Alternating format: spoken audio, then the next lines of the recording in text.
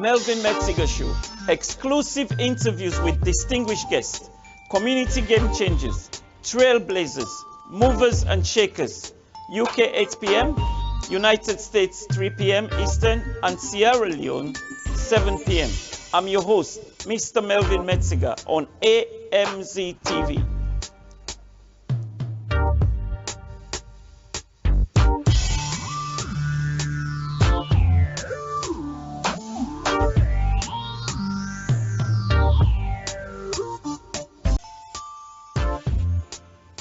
The Melvin Metzger Show. Exclusive interviews with distinguished guests, community game changers, trailblazers, movers and shakers. UK 8 p.m., United States 3 p.m. Eastern, and Sierra Leone 7 p.m. I'm your host, Mr. Melvin Metzger on AMZ TV.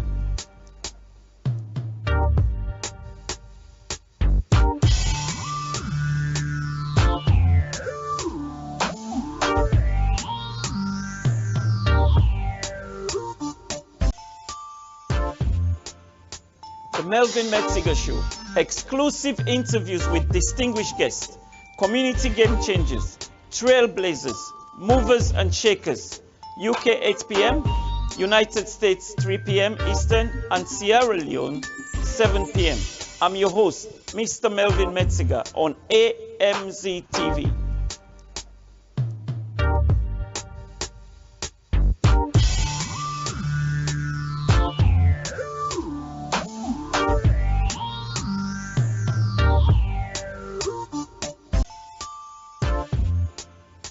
The Melvin Metzger Show.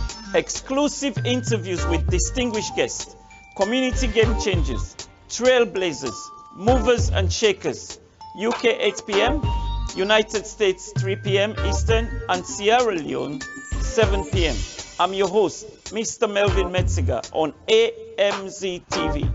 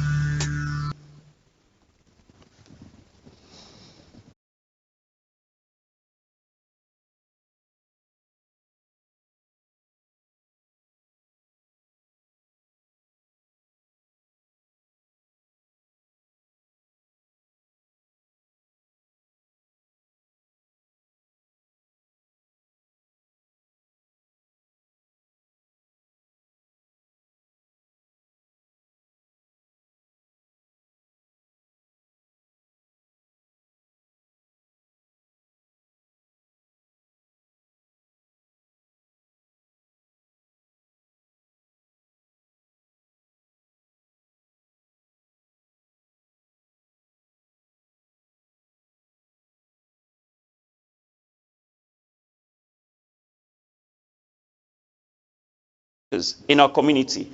I also spotlight business owners and organizations. But tonight I've got a very special guest. As always, I have special ones, but tonight she's very special on my show. My guest tonight is an enigmatic force to reckon with within a profession, within a professional arena, and as well as in our extracurricular activities. Mrs. Isatta Sisay-Jalloh is a clinical nurse in oncology and palliative care and is the joint head of services at a local hospice in London. A health and well-being advocate who tackles and champions health issues in our communities, both locally, nationwide, and overseas. She's also the host of our own show, The Health Show, which is a weekly run show. She also recently completed the refurbishment of Ward 2 at the Connaught Hospital in Freetown. Mrs. Isatta Sisay. Mrs. Isatta Sisay-Jalloh, welcome to the Melvin Metzger Show. Thank you for having me. Yes, it's a pleasure. It's a pleasure. Right. You've done a lot over the years, and your achievements speak volume. So I'm going to start with, I'm going to go away from the project. For now, we're going to start with your nursing career. So if you like to explain to our viewers, how did it all started? How did you plan to become a nurse? Was it an idea you had from childhood, or was it just something you had to do because of you felt like doing it? Well, It was an idea that started from childhood, and it was nurtured from childhood because my mom, God bless her soul, was a nurse and midwife as well. Okay. And a lot of her contemporaries at that time were also nurses and midwives. So from a very early age, I was exposed to healthcare. Mm-hmm. Now, nursing really was a default. What I wanted to become was a medical doctor. But as I was growing older, I ended up spending more time within hospital settings, okay, and so on and so forth. Then I quickly realized that actually, if you become a doctor, you have less patient contact. Okay. And I wanted the patient contact. Excuse me. Yeah. So I decided to go for nursing. Mm-hmm. So that's how it all started for so me. it's a thing that you've had since childhood. Yes. So, but just within that context, that framework of the healthcare sector. And from the age of 16, I was delivering babies because I spent a year with my uncle and auntie Mm-hmm. in Bow, and they've always had a hospital. My auntie is also a midwife, and my uncle was a general practitioner, a GP, and they had their own hospital. Okay. So I was living in a hospital because the hospital is within the grounds of the the quarters. house. Yeah. So from a very early age, I was exposed to healthcare. To healthcare. And hands-on, yeah. So that should I say that was a smooth transition for you? Yeah, sure. The path was set already. Yes. Not like some of us who had to do things just to make a living, even though we're not passionate about it. Right. Oncology and palliative care nurse. What does that mean to some of us, to the viewers? Well, to the layman, oncology basically means cancer.